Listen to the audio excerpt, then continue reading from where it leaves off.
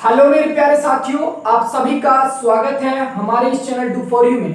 तो आज हम लोग बात करने वाले हैं कि जब कोई गतिशील धनावेशित कण Q समरूप चुंबकीय क्षेत्र B के लंबवत दिशा में गति करता है तो उसका पाथ वृत्ताकार हो जाता है। उसका पाथ क्या होता है? वृत्ताकार होता है। यानी कि गतिशील धनावेशित कण Q समरूप चुंबकीय क्षेत्र B के लंबवत दिशा में जब भी गति करेगा तो वह एक सर्कुलर पाथ में गति करता है। कहाँ गति करता है? सर्कुलर पाथ में गति करता है। और इसके बारे में डिटेल से पढ़ेंगे तो ध्यान से समझो। मैंने आप लोगों को पहले बताया था कि जब कोई गतिशील धनावेशित कण Q समरूप चुंबकीय क्षेत्र B से मान लो कि थीटा कोण बनाते हुए v वेग से गति कर रहा है। कितना वेग से? v वेग से गति करता है। तो इस समरूप चुंबकीय क्षेत्र B के कारण इस गतिशील धनावेशित कण Q पर लगने वाला बल है F = QBV sin theta. F = QBV sin theta. लेकिन जब गतिशील धनावेशित कण Q समरूप चुंबकीय क्षेत्र B के लंबवत दिशा में गति करेगा तो दोनों के बीच का एंगल कितना होगा? 90 डिग्री होगा ना। लंबवत दिशा में गति करेगा कितना वेग से बाबू? तो v वेग से गति करेगा। तो v वेग से तो दोनों के बीच का एंगल कितना हो गया? 90 डिग्री। और थीटा इक्वल टू होगा 90 degree. Theta equal to 90 degree तो F इक्वल टू होगा QBV। क्या बोलो? QBV यानी कि मैक्सिमम होगा। ये जो बल है ये बल क्या होगा? मैक्सिमम होगा। और इस बल की दिशा हम लोग फ्लेमिंग लेफ्ट हैंड रूल से निकालते हैं। कैसे निकालते हैं हम लोग? फ्लेमिंग लेफ्ट हैंड रूल से। और जब भी गतिशील धनावेशित कण Q समरूप चुंबकीय क्षेत्र B के लंबवत दिशा में गति करेगा, अरे B का डायरेक्शन ऐसे है, गतिशील धनावेशित कण Q का डायरेक्शन ऐसे है, तो दोनों के बीच का एंगल कितना है? 90 डिग्री। और जब भी गतिशील धनावेशित कण Q समरूप चुंबकीय क्षेत्र B के लंबवत दिशा में गति करता है तो ये एक वृत्ताकार पथ पर गति करेगा। कहाँ गति करेगा? हम लोग वृत्ताकार पथ पर गति करेगा।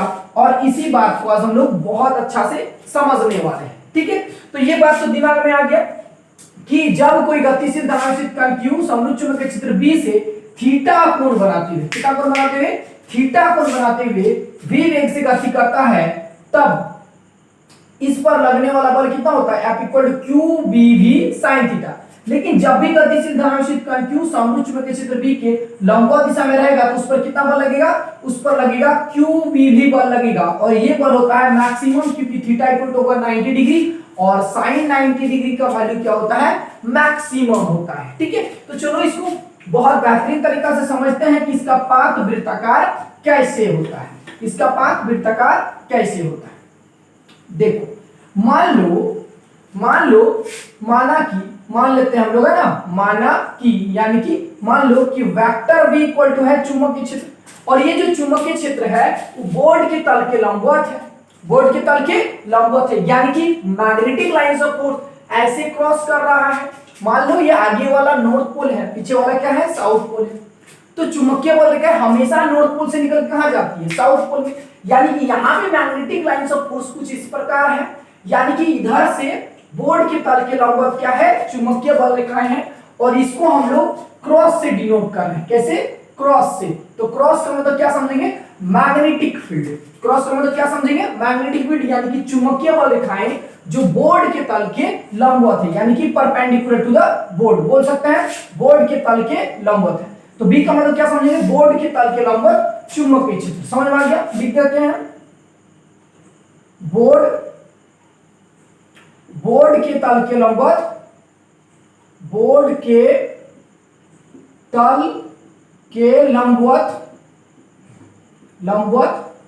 चुंबकीय क्षेत्र, है ना, चुंबकीय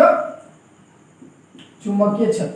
यानी कि magnetic lines of force is perpendicular to the board की क्या है? परपेंडिकुलर है। ठीक, जिसको हम लोग किसे डिनोट कर रहे हैं बाबू? क्रॉस से। ठीक है ना, किसे डिनोट कर रहे हैं? क्रॉस से। क्रॉस का मतलब क्या समझेंगे? मैग्नेटिक लाइंस ऑफ फोर्स है बोर्ड के तल के लंबवत दिशा में, जिसको हम लोग डिनोट कर रहे हैं क्रॉस से। ठीक है, जिसको हम लोग किसे डिनोट कर रहे हैं? क्रॉस से। बात समझ में आ गया? अच्छा, अब मान लो कि चार्ज पार्टिकल Q है। ये क्या है? चार्ज पार्टिकल Q है। मान लो एक चार्ज पार्टिकल Q है जो बोर्ड के तल में गति कर रहा है, अलोंग टू द बोर्ड, है ना, बोर्ड के सरफेस पर ऐसे गति कर रहा है इस डायरेक्शन में। बात समझ में आ गई? इस डायरेक्शन में क्या कर रहा है क्यू चार्ज ऐसे मूव कर रहा है, इसका वेलोसिटी कुछ इस डायरेक्शन में है, ठीक है, और मैग्नेटिक लाइन ऑफ फोर्स क्या है, ऐसे है, ठीक है, बात समझ में आ रहा है। बी का डायरेक्शन ऐसे, चार्ज पार्टिकल का डायरेक्शन ऐसे, यानी चार्ज पार्टिकल v वेग से मूव कर रहा है ऐसे बोर्ड के तल में, ठीक है। तो q क्या है, q है गतिशील धनावेशित कण q है, और v का मतलब है आवेश का वेग है जो बोर्ड के तल में है ऐसे, ठीक है, बोर्ड के तल में है ऐसे, और चुंबकीय बल लिखा है कैसे, ऐसे।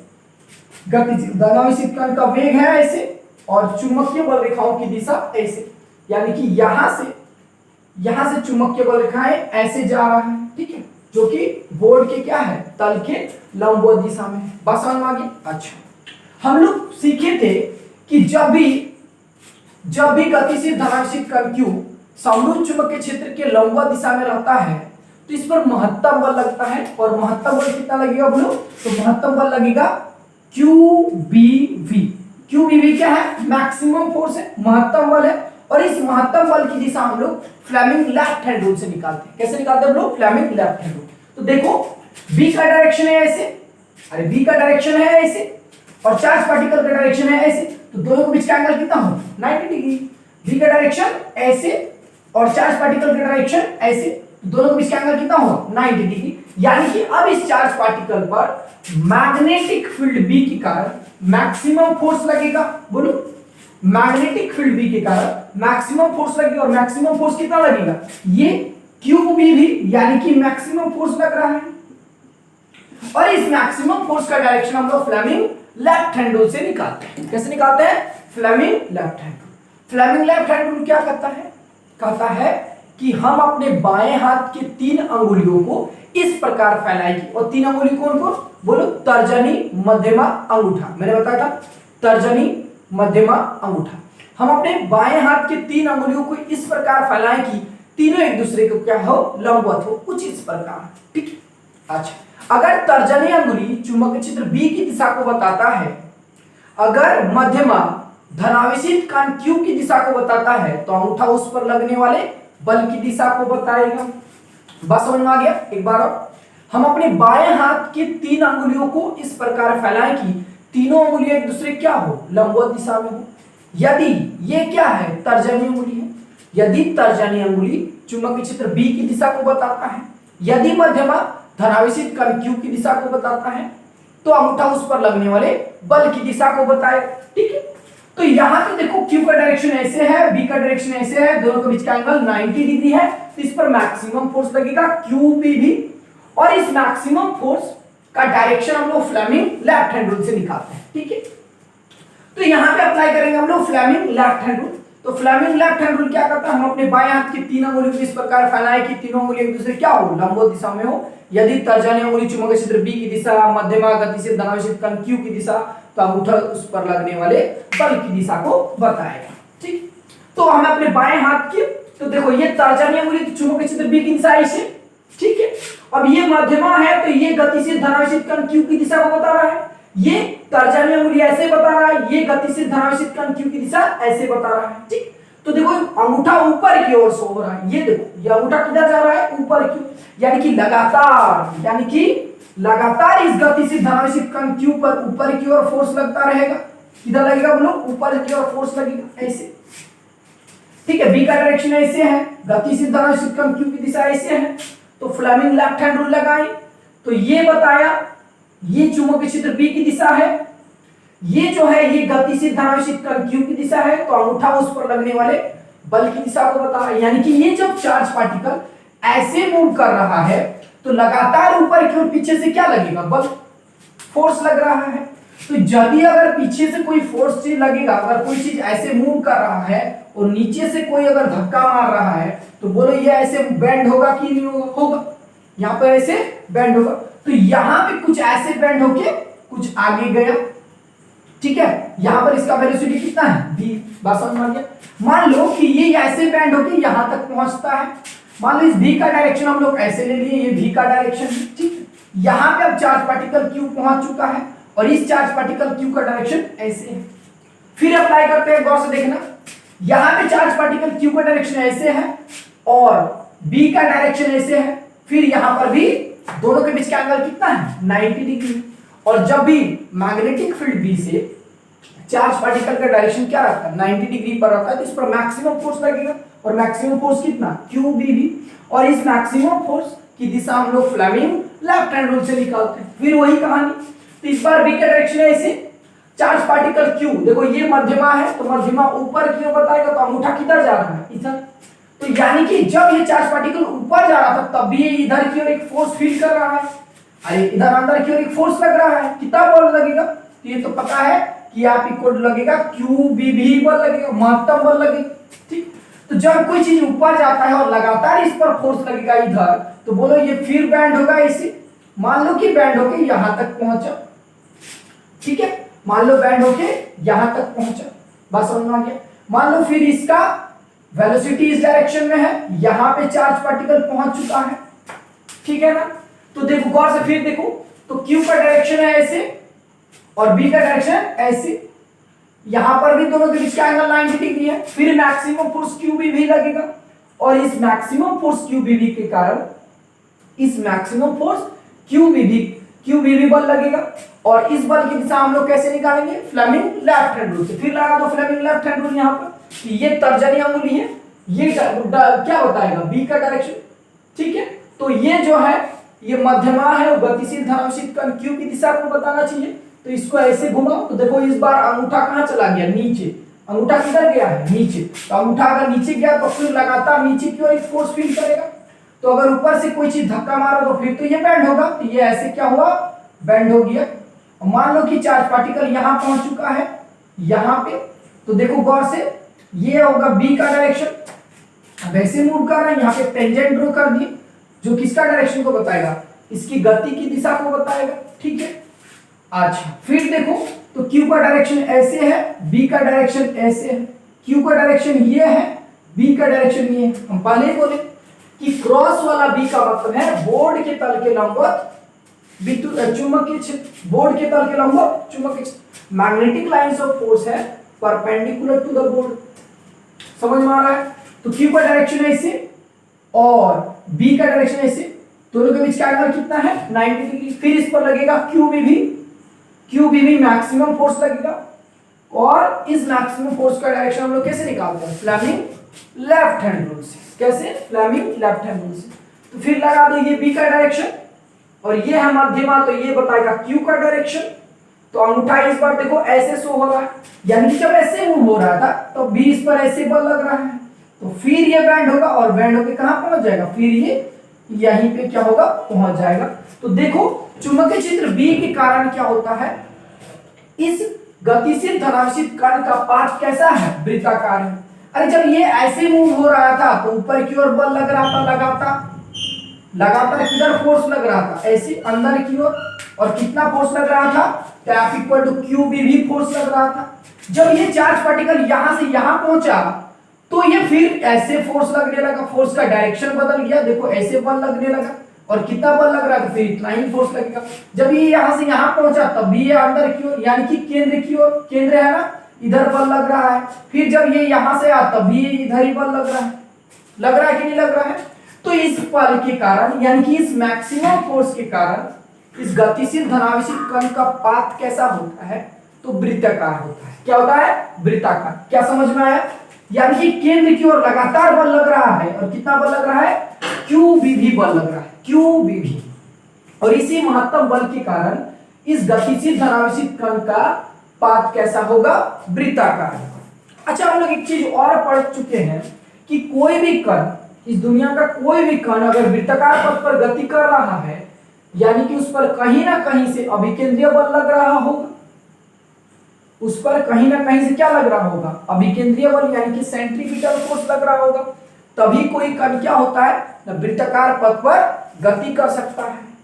यानी कि mv² के बराबर बल चाहिए ही चाहिए, तभी वो किसी वृत्ताकार पथ पर गति करेगा। लेकिन देखिए इस पूरे रास्ते में सिर्फ QBV बल लग रहा है और इसके अलावा कोई बल लग ही नहीं रहा है। तो इसका मतलब यह है कि यही QBV बल अभिकेंद्रीय बल के बराबर बल प्रदान कर रहा होगा, तभी ये कण वृत्ताकार पथ पर गति कर रहा है। इसका मतलब जरूर क्या होगा, M V square by R equal किसके इक्वल होगा, क्यू बी वी के इक्वल होगा। क्या बोलो, क्यू बी वी के इक्वल होगा। तभी ये वृत्ताकार पथ पर क्या कर रहा है, तभी ये वृत्ताकार पथ पर गति कर पा रहा है। तो यहां से देखो एक भी से एक भी काट देंगे हम लोग, तो फाइनली बचा M V by R equal to Q B. इसको इधर मल्टीप्लाई कर दो तो M V equal to Q B R होगा कि नहीं होगा। यहां से हम लोग v निकालेंगे तो v इक्वल होगा Q B R by M. तो चुंबकीय क्षेत्र में गतिशील धनावेशित कण का वेग कितना होता है, तो गतिशील धनावेशित कण का वेग होता है Q B R by M. समरूप चुंबकीय क्षेत्र के लंबवत दिशा में जब भी कोई गतिशील धनावेशित कण q गति करेगा तो उसका पाथ वृत्ताकार होता है, और वो किस वेग से गति करेगा, तो उस वेग का फॉर्मूला है Q B R by M. Q B R by M. बात समझ में आया, एक बार मैं और बता दूं, ओके गौर से देखो।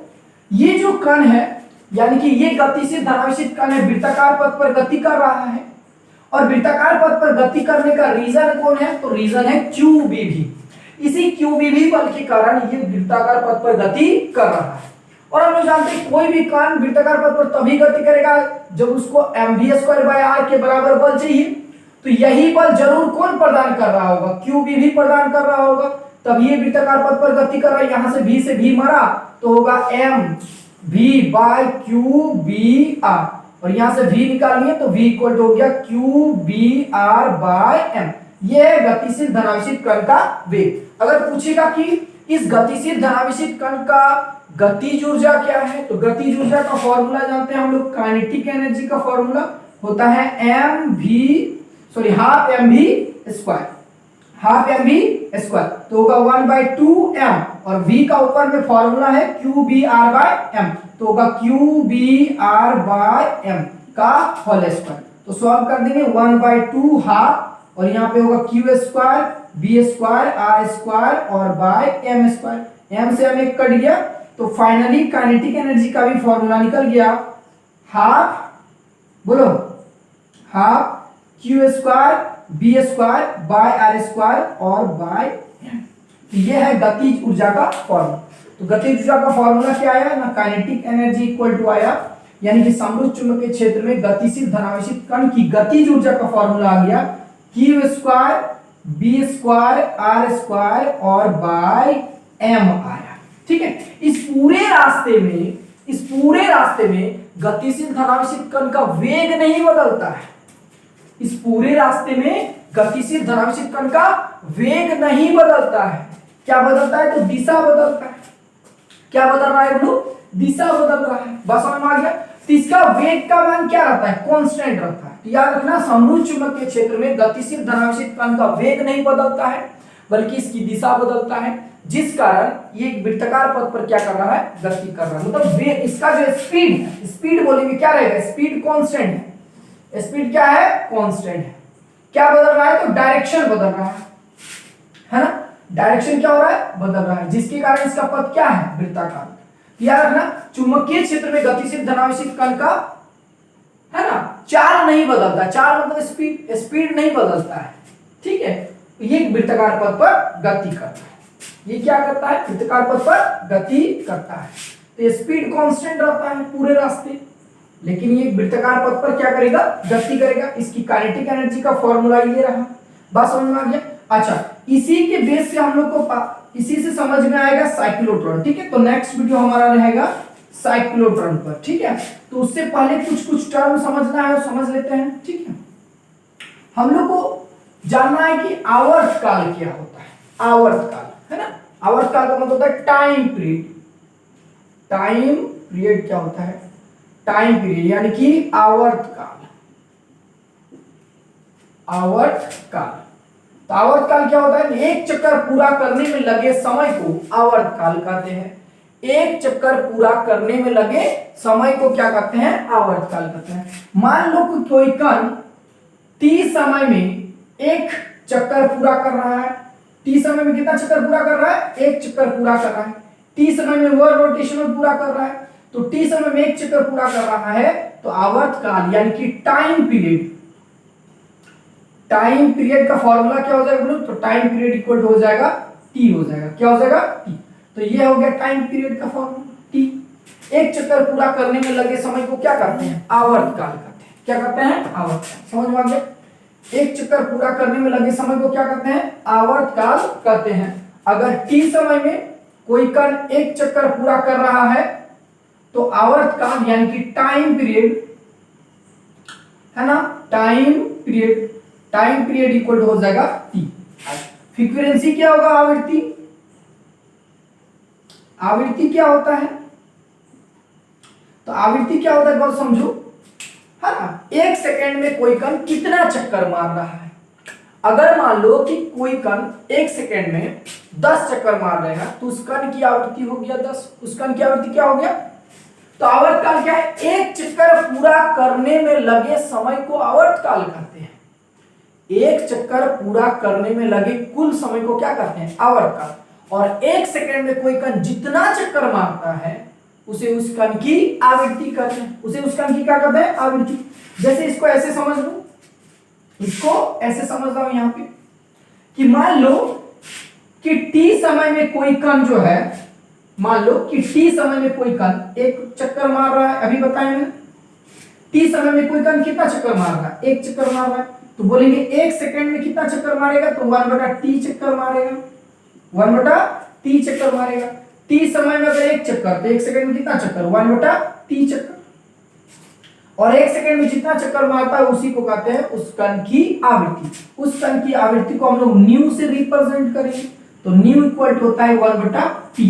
न्यू इक्वल टू क्या होता है, 1/t। तो न्यू इक्वल टू बोलेंगे 1/t। ये है आवृत्ति का फॉर्मूला। क्या है बोलो, आवृत्ति का फॉर्मूला। तो इसको ध्यान में रखना है। हम लोग का नेक्स्ट वीडियो रहेगा साइक्लोट्रॉन, और वहां पे ये टाइम पीरियड या आवृत्ति दोनों का काम आएगा। हम लोग निकालेंगे कि साइक्लोट्रॉन में गतिशील धनावेशित कण की आवृत्ति क्या होती है और उसका आवर्तकाल क्या होता है। तो नेक्स्ट वीडियो को समझने के लिए ये टर्म याद रखना बहुत जरूरी है। तो मिलते हैं नेक्स्ट वीडियो में, साइक्लोट्रॉन समझेंगे, ठीक है।